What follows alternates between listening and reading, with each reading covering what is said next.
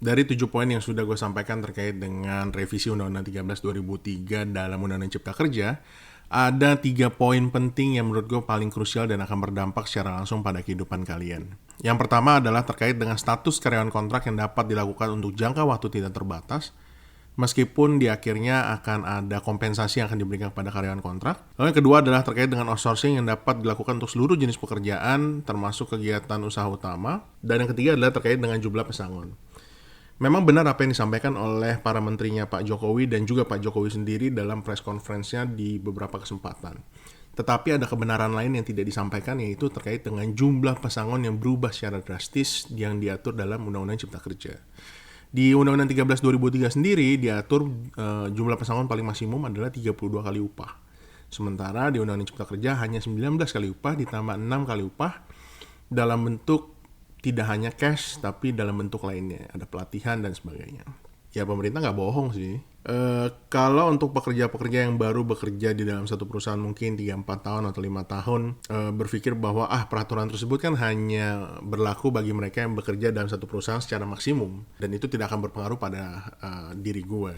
Anggapan tersebut tidak sepenuhnya benar. Karena let's say misalkan kita ambil contoh kasus jika perusahaan tersebut melakukan efisiensi. Jumlah pesangon yang seharusnya karyawan terima jika terjadi pemutusan hubungan kerja terkait dengan efisiensi adalah misalkan masa kerjanya 4 tahun atau lebih, itu akan mendapatkan 5 bulan upah pesangon.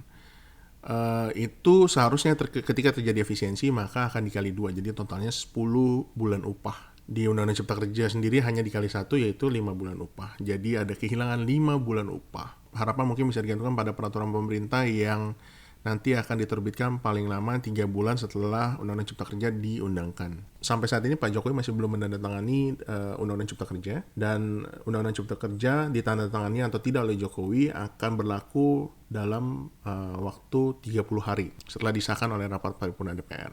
Lalu pertanyaan selanjutnya adalah apakah Pak Jokowi akan menerbitkan perpu atau peraturan pemerintah pengganti undang-undang?